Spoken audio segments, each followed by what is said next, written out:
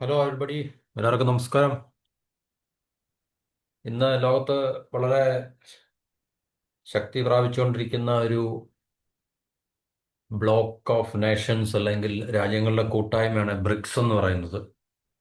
ശരിക്കും അമേരിക്കയുടെ നേതൃത്വത്തിലുള്ള G7 രാജ്യങ്ങളെ, പ്രത്യേകിച്ച് പാശ്ചാത്യ സംവിധാനങ്ങളെ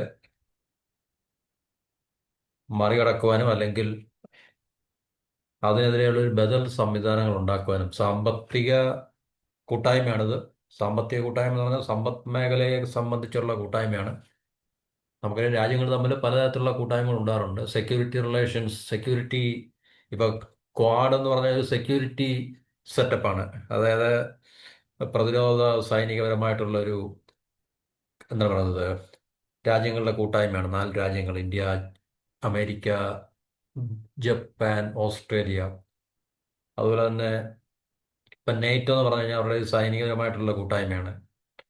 അല്ലെങ്കിൽ ചൈനയുടെയും റഷ്യയുടെയും നേതൃത്വത്തിലുള്ള SCO, ഷാങ്ഹായ് സെക്യൂരിറ്റി കോപ്പറേഷൻ, അത് സൈനികപരമായിട്ടുള്ള ഒരു കൂട്ടായ്മയാണ്. അങ്ങനെ വ്യത്യസ്തമായിട്ടുള്ള രാജ്യങ്ങൾ തമ്മിലുള്ള ഗ്രൂപ്പ്സ് നമുക്ക്, അല്ലെങ്കിൽ ഗ്രൂപ്പിംഗ്സ് നമുക്ക് അറിയാൻ പറ്റും. ഇപ്പം ASEAN എന്ന് പറഞ്ഞാൽ ഒരു ഇക്കണോമിക് കൂട്ടായ്മയാണ്.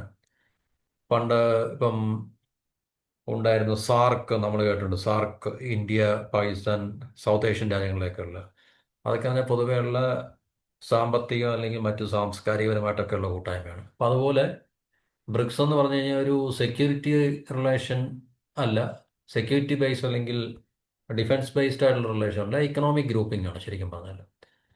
അപ്പം 2026 ജാനുവരി 1 മുതൽ ഇന്ത്യ ആണ് ബ്രിക്സിന്റെ നേതൃത്വം ഏറ്റെടുക്കുന്നത്. ഇപ്പം ബ്രസീലാണ്. ഈ കഴിഞ്ഞ വർഷം ബ്രസീലിനായിരുന്നു, അതിനു മുമ്പ് റഷ്യക്കായിരുന്നു. അപ്പോൾ ഓരോ വർഷം ഓരോ രാജ്യങ്ങൾക്കായിരിക്കും. പ്രത്യേകിച്ച് ഈ ഫൗണ്ടിങ് മെമ്പേഴ്സ് ആയിട്ടുള്ള 5 രാജ്യങ്ങൾ അതിങ്ങനെ റിവോൾവ് ചെയ്ത് വരും. ഓരോ വർഷവും ഓരോ രാജ്യം നേതൃത്വം ഏറ്റെടുക്കുമ്പോൾ അതാത് കാലത്ത്, അതാത് വർഷത്തിൽ ആ രാജ്യത്ത് വെച്ചായിരിക്കും ബ്രിക്സിന്റെ ഉച്ചകോടി നടക്കുന്നത്. അപ്പോൾ ഈ വർഷം ഇന്ത്യ, ജാനുവരി 1 മുതൽ ഇന്ത്യക്കായിരിക്കും അതിന്റെ നേതൃത്വം. അപ്പോൾ ഇന്ത്യയിലായിരിക്കും ഒരു പക്ഷേ അടുത്ത ഈ പറഞ്ഞ 2026 ബ്രിക്സിന്റെ ഉച്ചകോടി നടക്കുന്നത്. അപ്പോൾ നമുക്കിവിടുത്തെ പ്രധാനപ്പെട്ട ഒരു വിഷയം എന്ന് പറഞ്ഞാൽ, ഈ ബ്രിക്സിന് ശരിക്കും ഒരു, ബ്രിക്സ് കറൻസി ഉണ്ടാക്കിയിട്ട് ഡോളറിനെ റീപ്ലേസ് ചെയ്യാൻ താല്പര്യമുണ്ടോ, അല്ലെങ്കിൽ ബ്രിക്സിന് അതിന് സാധ്യമാകുമോ? ഇനി അഥവാ അതിനുള്ള ഏതെങ്കിലും തരത്തിലുള്ള ഇനിഷ്യേറ്റീവ് അല്ലെങ്കിൽ എന്താണ് പറയുന്നത്, ഒരു എന്താണ് പറയുന്നത്, ശ്രമം ബ്രിക്സിന്റെ ഭാഗത്തുനിന്ന് ഉണ്ടായിക്കഴിഞ്ഞാൽ അമേരിക്ക ഉൾപ്പെടെയുള്ള പാശ്ചാത്യ രാജ്യങ്ങളുടെ നിലപാടുകൾ എന്തായിരിക്കും?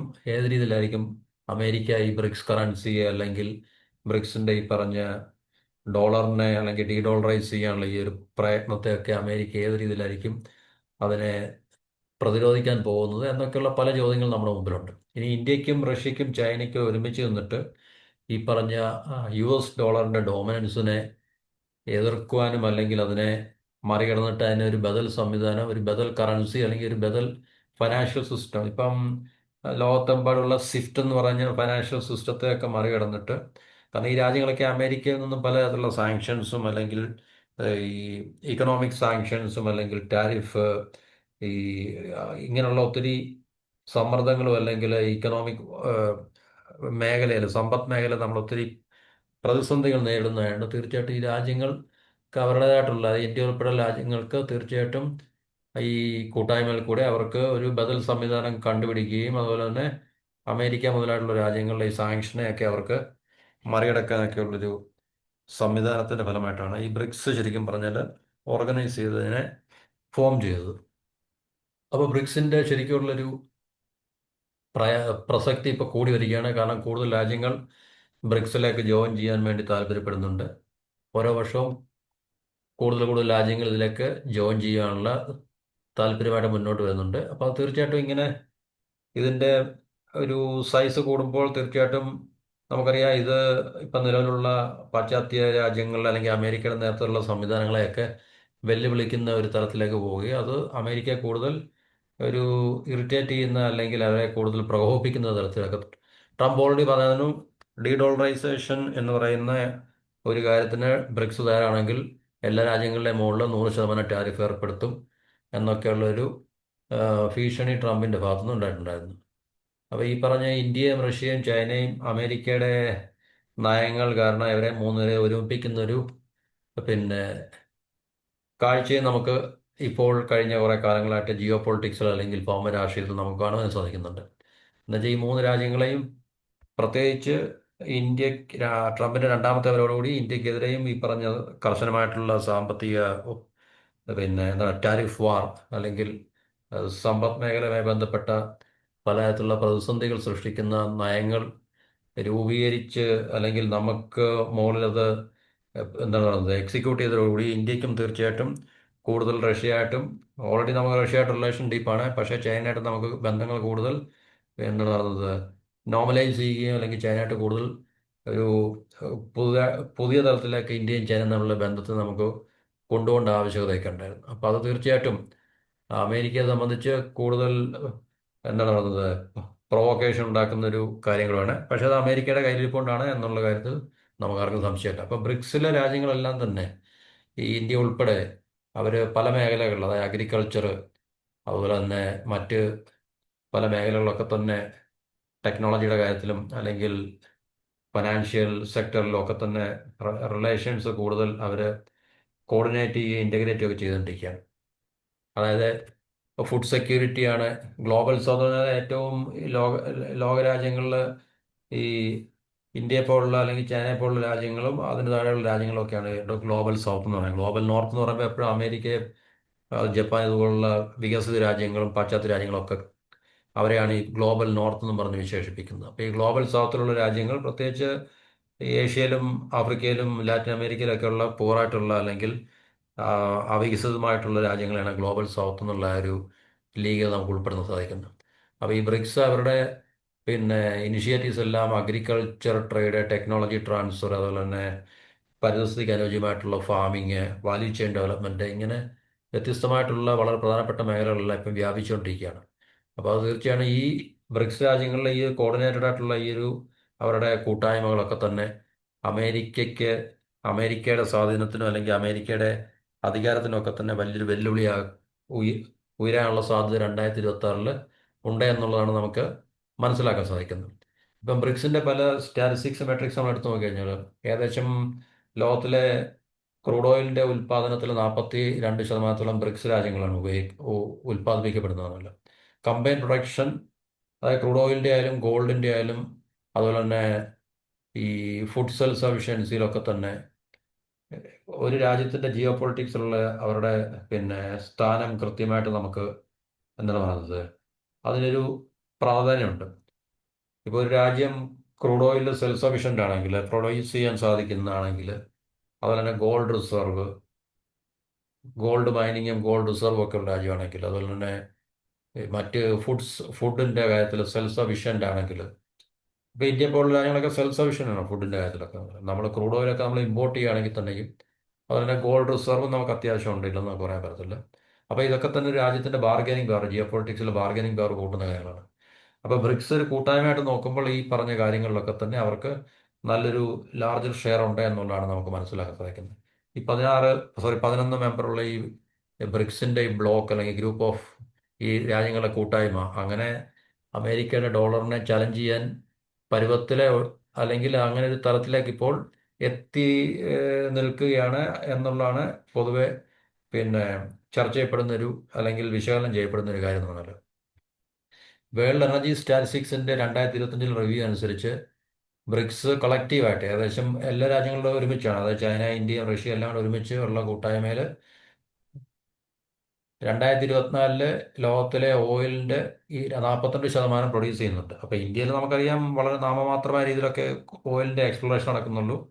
ചൈനയും കൂടുതലും അവരുടെ ക്രൂഡെല്ലാം ഇമ്പോർട്ട് ചെയ്യുകയാണ്, എന്നാലും പ്രൊഡക്ഷൻ ഉണ്ടില്ലെന്ന് പറയാൻ പറ്റില്ല. പിന്നെ റഷ്യയൊക്കെ ഇതിനകത്തിൽ നല്ലൊരു ഷെയർ ഉണ്ട്, ലോകത്തിലെ തന്നെ ഏറ്റവും ഒരു മേജർ പ്രൊഡ്യൂസർ ആയതുകൊണ്ട് റഷ്യയുടെ ഒരു ഷെയറോടൊക്കെ കൂട്ടിക്കണം ഏറ്റവും കൂടുതൽ നമുക്ക് 42% എന്ന് പറയാൻ പറ്റുന്നത്. മറ്റുള്ള രാജ്യങ്ങളെ അപേക്ഷിച്ച് ബ്രിക്സ് രാജ്യങ്ങളെല്ലാം കൂടെ 42%-ഓളം ക്രൂഡ് ഓയിൽ പ്രൊഡക്ഷൻ നടക്കുന്നുണ്ട് എന്നാണ് വേൾഡ് എനർജി സ്റ്റാറ്റിസ്റ്റിക്സ്. അത് പക്ഷേ ഈ രാജ്യങ്ങളെല്ലാം വളരെ പിന്നെ കൃത്യമായിട്ട് നല്ല റിലേഷൻസ് പിന്നെ അവർക്ക് മെയിൻറ്റെയിൻ ചെയ്ത് പോകാൻ സാധിക്കുമെങ്കിൽ അത് ഏറ്റവും പ്രധാനപ്പെട്ട ഒരു എന്താണ് പറയുന്നത് ഏറ്റവും സഹായകമായിട്ടുള്ള കാര്യമായിരിക്കും എന്ന കാരണം അതിൻ്റെ അടിസ്ഥാനത്തിലാണല്ലോ ഇങ്ങനെ രാജ്യങ്ങൾ കൂട്ടായിട്ട് പ്രവർത്തിക്കുകയും അല്ലെങ്കിൽ കൂട്ടായ ഒരു ലക്ഷ്യം മുന്നിൽ വെച്ചുകൊണ്ട് അവർ മുമ്പോട്ട് പോവുകയും ചെയ്യുന്നത്.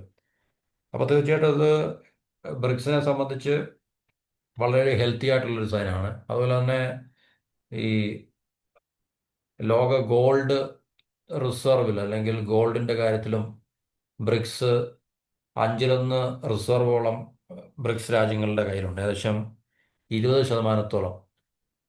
അതായത് റഷ്യയും ചൈനയും മാത്രം അവർക്ക് 14% അത് ഗ്ലോബൽ ഏഹ്, ഈ സെൻട്രൽ ബാങ്കിന്റെ റിസർവ് എടുത്ത് നോക്കുമ്പോൾ, ചൈനയുടെയും റഷ്യയുടെയും സെൻട്രൽ ബാങ്കിന്റെ റിസർവ് എടുത്ത് നോക്കുമ്പോൾ ഏകദേശം ലോകത്തിന്റെ മൊത്തം 14%. ലോകത്തിലെ മൊത്തം സെൻട്രൽ ബാങ്കുകളുടെ കൈവശം ഇരിക്കുന്ന ഗോൾഡ് റിസർവിന്റെ 14%. ബ്രിക്സ് രാജ്യങ്ങളുടെ എല്ലാം എടുത്ത് നോക്കുമ്പോൾ അത് 20%-ഓളം വരും എന്നാണ് കണക്ക്.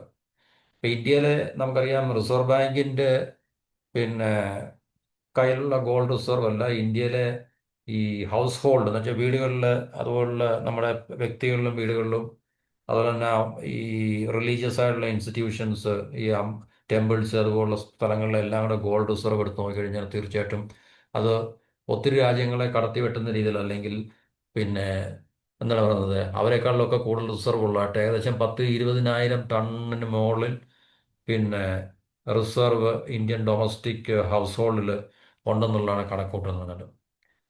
പക്ഷേ ഇന്ത്യൻ ആ, കേന്ദ്ര ബാങ്കിന്റെ കയ്യിൽ നമുക്ക് ഏകദേശം 10-800 ടണ്ണിന് മുകളിലുള്ള ഗോൾഡ് റിസർവേ ഉള്ളൂ.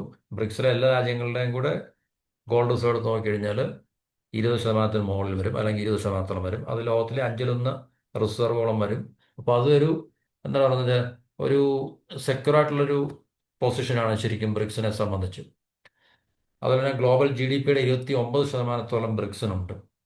വേൾഡ് ബാങ്കിന്റെ 2024 റിപ്പോർട്ട് അനുസരിച്ച് ചൈന, ഇന്ത്യ, ബ്രസീൽ, റഷ്യ ഇതെല്ലാം ലോകത്തിലെ 11 ഏറ്റവും വലിയ എക്കോണമിയിൽ വരുന്നതാണെന്നാണ് വേൾഡ് ബാങ്കിന്റെ റിപ്പോർട്ട് 2024 പറയുന്നത്. ഏകദേശം 29%-ഓളം ഗ്ലോബൽ GDP-യുടെ ഇവര് കൈവശം വയ്ക്കുന്നുണ്ട്. അത് ഇന്ത്യ ഉൾപ്പെടെ ചൈന, റഷ്യ, ഈ പറഞ്ഞ ബ്രസീല്, സൗത്ത് ആഫ്രിക്ക, ഈ പറഞ്ഞ രാജ്യങ്ങളുടെ എല്ലാം കൂടെ മറ്റ് മെമ്പർ, ഇതെല്ലാം ഫൗണ്ടിങ് മെമ്പേഴ്സാണ്. മറ്റ് ഏം, മൊത്തം 11 മെമ്പേഴ്സിൽ ഈ 5 ഫൗണ്ടിങ് മെമ്പേഴ്സും ബാക്കി 6 അതിനുശേഷം വന്ന മെമ്പേഴ്സിൻ്റെ എല്ലാം കൂടെ GDP എടുത്ത് നോക്കുമ്പോൾ ഗ്ലോബൽ GDP-യുടെ 29%-ഓളം വരുമെന്നാണ് കണക്ക് പറയുന്നത്. അതുപോലെ തന്നെ ഈ പറഞ്ഞ പുതിയ രാജ്യങ്ങൾ ഇതിലേക്ക് ജോയിൻ ചെയ്യുന്നതോറും ഇക്കണോമിക് ഗ്രോത്തിലും ഈ പറഞ്ഞ GDP-യുടെ അളവിലും വ്യത്യാസം തീർച്ചയായിട്ടും ഉണ്ടാകുമല്ലോ. അപ്പോൾ അത് തീർച്ചയായിട്ടും ബ്രിക്സിന്റെ പ്രാധാന്യം കൂടുതൽ കൂട്ടുന്നതായിട്ടാണ് പൊതുവെ വിലയിരുത്തപ്പെടുന്നത്. അതുപോലെ തന്നെ ഇന്ത്യയെ സംബന്ധിച്ച് ബ്രിക്സ് രാജ്യങ്ങളുമായിട്ട് ഇന്ത്യ റുപ്പിയിലാണ് റുപ്പിയിൽ ട്രേഡ് നടത്തുന്ന, അതായത് ഈ വർഷം ഓഗസ്റ്റിൽ നമ്മൾ ഒരു ഒഫീഷ്യൽ സർക്കുലർ നമ്മൾ പുറത്തിറക്കിയിരുന്നു. അതായത് ബ്രിക്സിലുള്ള രാജ്യങ്ങൾക്ക് ഇന്ത്യയായിട്ട് ട്രേഡ് നടത്തുമ്പോൾ 100% ഇന്ത്യൻ റുപ്പിയിൽ ട്രേഡ് നടത്താം, അത് ഇമ്പോർട്ട് ആയാലും എക്സ്പോർട്ട് ആയാലും. അപ്പോൾ അങ്ങനെ US ഡോളറിനെ റീപ്ലേസ് ചെയ്തുകൊണ്ടിരിക്കുകയാണ് ബ്രിക്സ് രാജ്യങ്ങൾ സിസ്റ്റമാറ്റിക്കലി, ഗ്രാജുവലി.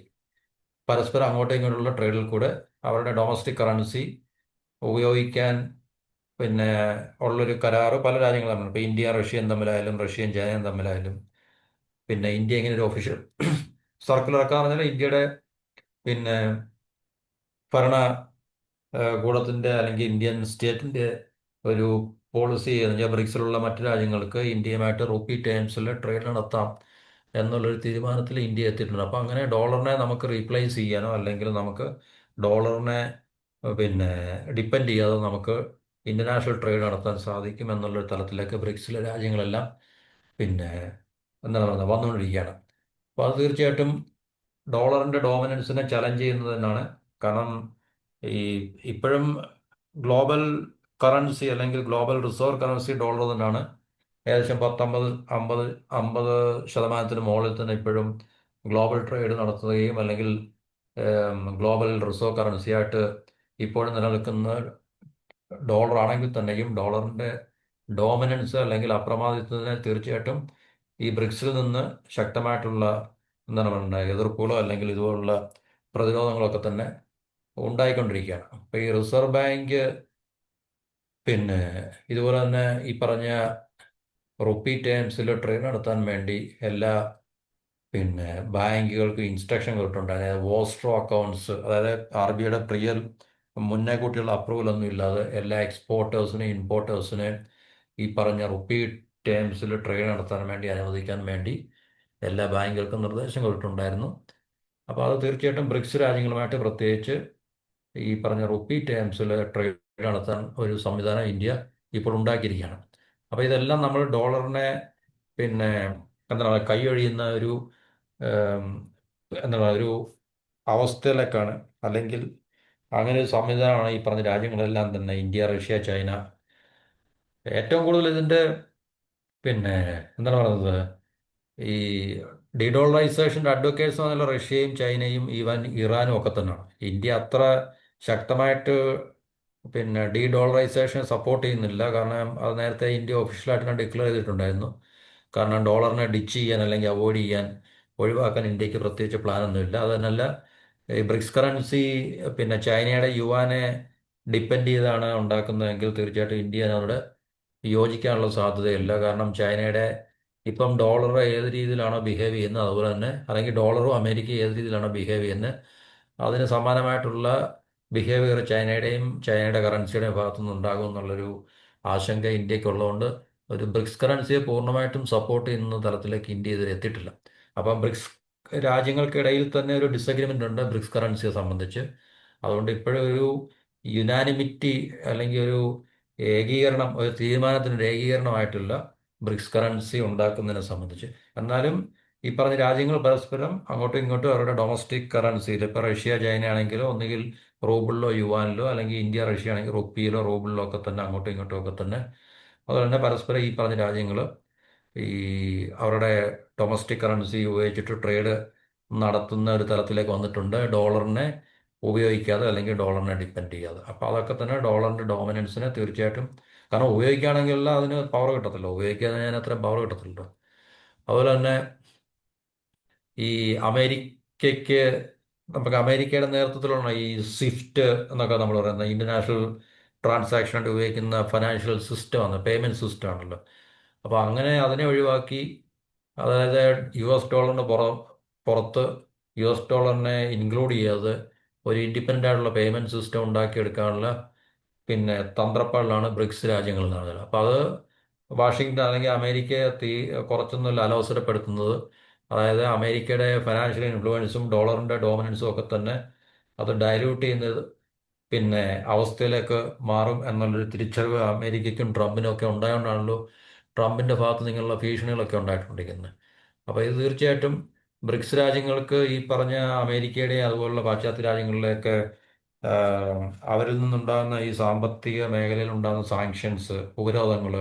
കാരണം നമുക്കൊരു ഉപരോധം ഒരു രാജ്യത്തിന് ഏർപ്പെടുത്തി കഴിഞ്ഞാൽ രാജ്യം വല്ലാതെ കഷ്ടപ്പാടും ബുദ്ധിമുട്ടും ഉണ്ടാകും. അവിടെ പലതരത്തിലുള്ള പ്രതിസന്ധികൾ ഉണ്ടാകും എന്നുള്ളത് നമ്മളിപ്പോൾ ഇറാൻ്റെയും ഇറാഖിൻ്റെയും അല്ലെങ്കിൽ അതുപോലുള്ള പല രാജ്യങ്ങളിലെയൊക്കെ, ഈവൻ റഷ്യ, അല്ലെങ്കിൽ പിന്നെ എന്താണ് പറയുന്നത്, ഈ സാങ്ഷൻസ് കലാകാലങ്ങൾ ഓരോ രാജ്യങ്ങൾക്ക് മുകളിൽ അവർ ഏർപ്പെടുത്തില്ല. കാരണം അവർക്ക് അനുകൂലമല്ലാത്ത നിലപാടുകൾ എടുക്കുന്ന രാജ്യങ്ങൾക്ക് മുകളിൽ ഈ പറഞ്ഞ സാമ്പത്തിക ഉപരോധങ്ങൾ കൊണ്ട് ഇമ്പോസ് ചെയ്യുമ്പോൾ ആ രാജ്യത്തെ കുറച്ചൊന്നുമല്ല ബുദ്ധിമുട്ടിക്കുന്നത്. കാരണം പലതരത്തിലുള്ള പ്ര- പ്രതിസന്ധികളും പ്രത്യാഘാതങ്ങളും രാജ്യങ്ങൾ നേരിടേണ്ടി വരുന്നുണ്ട്. അപ്പോൾ അത് ഒഴിവാക്കാൻ വേണ്ടി ഈ രാജ്യങ്ങൾ കൂട്ടായിട്ട് നിന്നുണ്ട് ഒരു ഇൻഡിപെൻഡൻ്റ് ആയിട്ടുള്ള എന്താണ് പറയുക ഫിനാൻഷ്യൽ സിസ്റ്റം ഉണ്ടാക്കിയെടുക്കുക, അല്ലെങ്കിൽ അവരായിട്ടുള്ള കറൻസി ഉണ്ടാക്കിയെടുക്കുക എന്നൊക്കെയുള്ളൊരു തീരുമാനത്തിലേക്ക് എത്തിയിരിക്കുന്നത് ഈ പറഞ്ഞ അമേരിക്കയുടെ എന്താണ് പറയുന്നത്, ഈ അവർ ഡോളറിനെ വെപ്പണൈസ് ചെയ്യുന്ന ഒരു ആ, പ്രവൃത്തി ദശാബ്ദങ്ങളായിട്ട് മറ്റ് രാജ്യങ്ങളുടെ മുകളിൽ അടിച്ചേൽപ്പിക്കുന്ന ഒരു സമ്പ്രദായം നിലനിൽക്കുന്നുണ്ടാണ്. അപ്പോൾ അതുകൊണ്ട് തീർച്ചയായിട്ടും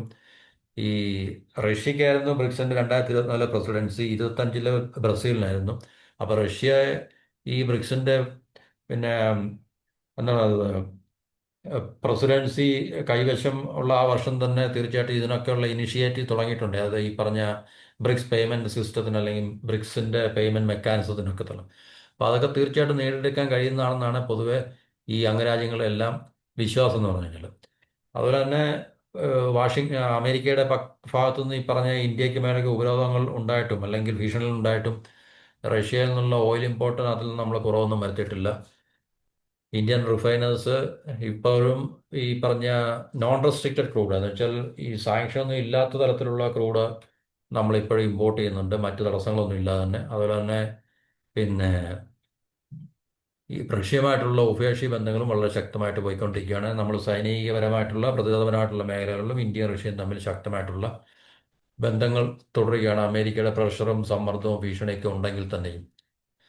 അപ്പോൾ ഈ ഇന്ത്യ റഷ്യ റിലേഷൻസിന് യാതൊരു രീതിയിലുള്ള ഡാമേജസും ഇതുവരെ ഉണ്ടാക്കി വെക്കാൻ ട്രംപിനും അമേരിക്ക കഴിഞ്ഞിട്ടില്ല. അതുപോലെ തന്നെ റഷ്യയും ചൈനയും തമ്മിലുള്ള റിലേഷൻസ് വളരെ സ്ട്രോങ് ആണ്.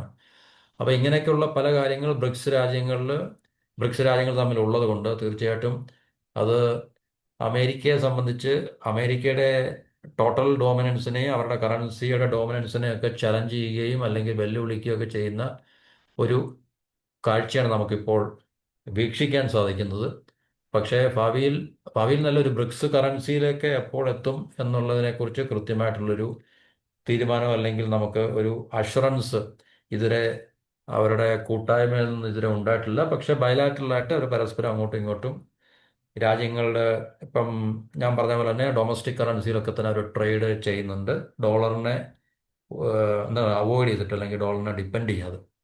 അപ്പം അതൊക്കെ തന്നെ കൂടുതൽ രാജ്യങ്ങൾ ബ്രിക്സിലേക്ക് ജോയിൻ ചെയ്യുകയും ഈ ഒരു മെക്കാനിസത്തിൽ കീഴിലായി രാജ്യങ്ങളൊക്കെ ഫങ്ഷൻ ചെയ്യുകയും ഡോളറിനെ ഉപേക്ഷിക്കുകയും ചെയ്യുമ്പോൾ തീർച്ചയായിട്ടും ഡോളറിന് ഇപ്പോൾ നിലവിലുള്ള ആ ഒരു എന്താണ് പറയുന്നത് അവരുടെ അധികാരം അല്ലെങ്കിൽ ഡോളറിന്റെ ഡോമിനൻസിനെ തീർച്ചയായിട്ടും ഏഹ്, കുറയ്ക്കുവാനും അതുപോലെ തന്നെ അമേരിക്കയുടെയും അമേരിക്ക ഡോളർ ഉപയോഗിച്ച് ഈ പറഞ്ഞ രാജ്യങ്ങളെയൊക്കെ വെല്ലുവിളിക്കുകയും ചെയ്യുന്ന ആ ഒരു ലോകക്രമത്തിന് ഒരു ചെറുതായിട്ടുള്ള മാറ്റം ഉണ്ടാകുവാനും സാധ്യത ഉണ്ട് എന്നാണ് നമുക്ക് മനസ്സിലാക്കാൻ സാധിക്കുന്നത്.